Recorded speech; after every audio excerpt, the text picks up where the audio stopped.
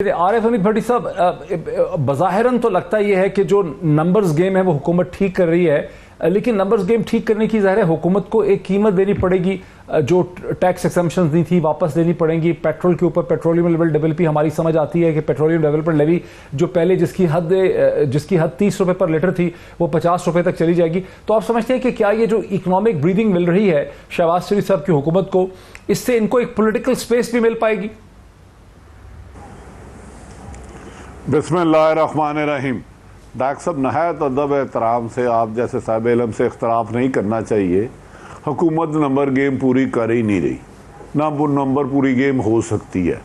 जब 155 वाले वज़ीर आज़म को निकाल के 84 या 86 वाले को वज़ीर आज़म बनाएंगे तो नंबर गेम क्या पता होगी? क्या जादू है इनके पास? क्या एक बंदे को 8 बंदे बना देंगे, एक बंदे को 8 दफ़ा गिनेंगे? वो इनको संगल से बांध के रखा हुआ किसी ने, जो जाता उसको एक थप्पड़ पड़ता है। वो केस है गई सामने कोड़लक पर जेल ही, वो अंडयाला जेल ही, वो फलां जेल ही, वो नैप ही, वो FI, वो अरबों रुपए की तेरी करप्शन है। तो भाईजान जो लाए हैं मेरी इतलात के मुताबिक वो इन्हें चलाएंगे।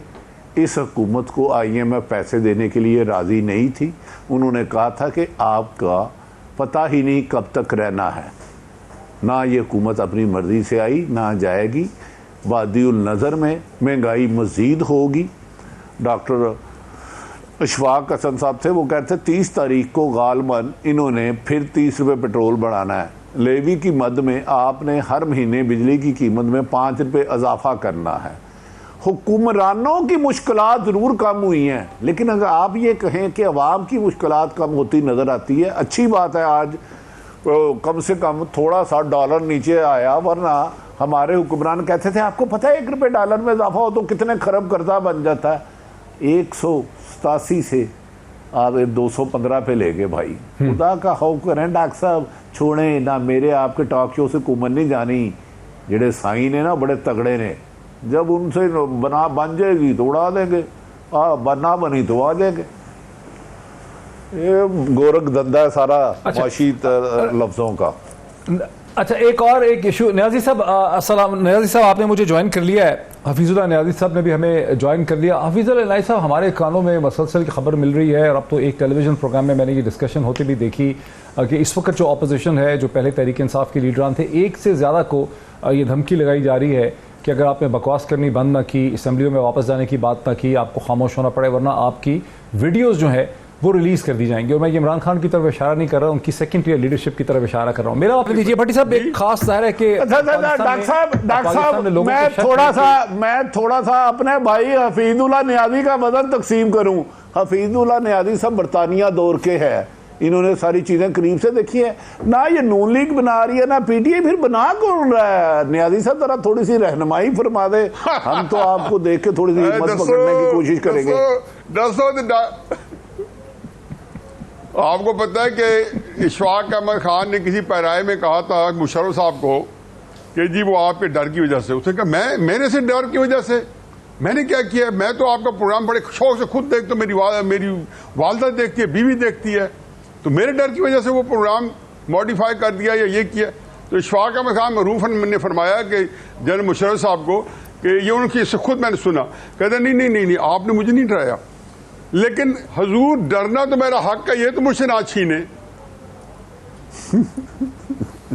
तो किस्सा ये है जो डरना है पाकिस्तान में ये है कि वीडियोस किसी की रिलीज की जाए जो विक्टिम है, जिसके ऊपर कैमरे लगाए जाएं, वीडियोस उसकी बनाई जाएं, इल्जाम और वजन उसका है। ये सवाल कभी उठा ही नहीं ठीक तरह से कि असल मुजरिम वीडियो बनाने वाला है, कैमरा लगाने वाला है, और अगर इसमें सरकार के रिसोर्सेज और एसेट्स इस्तेमाल होते हैं और अगर सरकारी एहलकार ये करते हैं, ये वो सहूलतकार है, उनका कभी हिसाब किताब चूंकि हुआ ही नहीं। अगर ये सवाल उठा दिया जाए कि ये वीडियोस बनाने वाले असल मुजरिम है, कैमरे लगाने वाले मुजरिम है, रिकॉर्ड करने वाले मुजरिम है, और सरकार के और टैक्स पेयर के रिसोर्सेज इस्तेमाल करना, ये तो आप सिर्फ दहशतगर्दों के खिलाफ कर सकते हैं। आम शहरियों के खिलाफ इस किस्म की वीडियोस बनाना तो एक जुर्म होना चाहिए। इसे तो अदालतों को उठाना चाहिए, सुप्रीम कोर्ट को।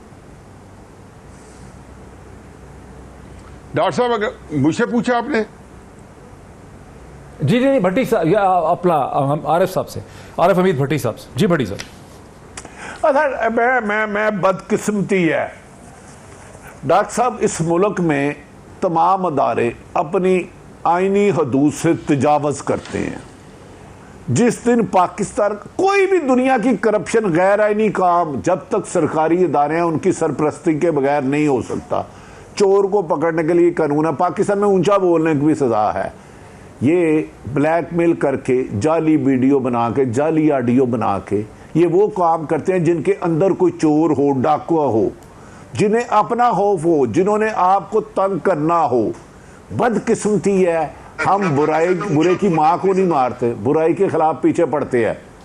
मुझे बताएं ना कि इस मुल्क में आप अपने घर में बैठे हैं, कोई आपके घर को बंद कर ले, वीडियो लगा ले, ऑडियो लगा ले, वो कानूनी काम कर रहा है, लेकिन उसको कोई सवाल कौन करेगा? बिल्ली के गले में गड्डी। हफीजुल्लाह नियाज़ी साहब शेरे बबर बनते हैं, मेरे जैसे को डरा देते हैं। जब मैं टीवी पे पूछता हूँ तो मुझे चक्कर दे देते हैं, मैं कमज़ोर आदमी हूँ। सबको पता कौन बनाता है, क्यों बनाता है, या कैसे जोड़ के बनाता है। लेकिन इस मुल्क में जब तक इंसाफ ना शुरू हुआ, करप्शन का खात्मा ना हुआ, ये बनाते ही इसीलिए कि बावक्त ज़रूरत उस बंदे को ब्लैकमेल कर सके। ये बुराई को ख़त्म करने के लिए नहीं बनाते, बुराई को जड़ से कुछ बड़ा करने के लिए बनाते हैं, ताकि बावक्त ज़रूरत इसको अपनी मर्जी से चलाया, अपने इशारों पे चलाएं। इधर बैठ जा, इधर खड़ा हो जा, इधर से भाग जा, इसके साथ मिल जा, इसको छोड़ जा।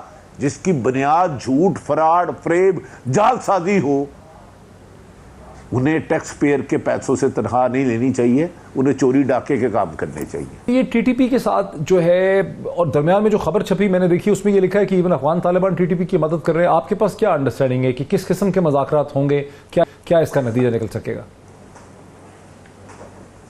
3 मुलाकातें अहम हो चुकी हैं टीटीपी के साथ, 3 मुलाकातें हो चुकी हैं। नेशनल सिक्योरिटी काउंसिल में तो रस्मन से गुफ्तगू की गई, ये सिलसिले चल चुके हैं। लेकिन टीटीपी कहती है कि आइन के मुताबिक वो जो दहशत गर्दी करवाते हैं, जिसे खुद तस्लीम करते हैं, टीटीपी तो नहीं कह रही, आइन में लिखा है कि किसी नहीं, हुकूमत कह रही है आइन के मुताबिक, टीटीपी को आइन से कोई इंटरेस्ट नहीं। तो मैं यही कह रहा हूँ ना, हुकूमत की कितनी मासूमाना ख्वाहिश है कि एक मुल्क, हमारे मुल्क में आके एक तंजीम दहशत गर्दी कर रही है और उसके साथ आइन के तहत मुज़ाकरत करेंगे। भाई दहशत गर्दों को पकड़ो और आइन के तहत उसको सजा दो। दहशत गर्दों से मुज़ाकरत कैसे है? दहशत गर्दी रोकने के लिए तो हो सकते हैं, लेकिन जो दहशत गर्दियाँ हो चुकी हैं, जो इनमें मुलव्वस है, जिनका वो इतराफ़ कर चुके हैं, हमने फ़लाँ ब्लास्ट किया, फ़लाँ को मारा, फ़लाँ को मारा, ये बदकिस्मती है, इसकी डोरें कहीं और से हिल रही हैं। कोई गैर मुल्क पाकिस्तान में एयरबेस जा रही है, इसका एक जवाज़ बनाया जा रहा है, और बादियुल नज़र में मुमकिन है कि उस सुपर पावर की माजी की तरह बात मान ली जाए। ये काफ़ी बात आगे जा चुकी है। पाकिस्तान में 1-2 डेलीगेशन अफ़गानिस्तान जा चुके हैं, क्योंकि वहाँ की तालिबान हुकूमत, जिसे हम कह रहे थे कि रशिया के साथ करके आई, वो बिल्कुल भी उन्हें ख़त्म नहीं कर रही, उनकी फैसिलिटेटर बनी हुई है। हमारे बहुत से एरिए में आके वो दावा कर रहे हैं कि ये एरिए हमारे हैं। असल बात यह है, जो फाटा को हमने बिल्कुल मर्जर किया था, उसकी तकलीफ़ है बहुत सारे लोगों को। अब वो अपना रास्ता हमवार करने के लिए आहिस्ता आहिस्ता, जैसे नियाज़ी साहब बचपन में पल्स लेते थे, स्कूल के बच्चे ने आज कौन सा काम किया उसका होमवर्क नोट कर लूँ, टीचर मुझे भी शाबाश दे देगी, मैं भी ये करता था। अब ये पल्स ली जा रही है, फैसले कहीं हो चुके हैं या होने वाले हैं ऐसे कह दे, लेकिन बातचीत चल गई है। लेकिन मुझे समझ में नहीं आती, पीपल्स बेसिस दे दिए जाएंगे अमेरिका को किसी ताकत को, या इसके बारे में एक्नॉलेज या अनएक्नॉलेज दे दिए जाएंगे, माना ही नहीं जाएगा, आपको रोल होता है।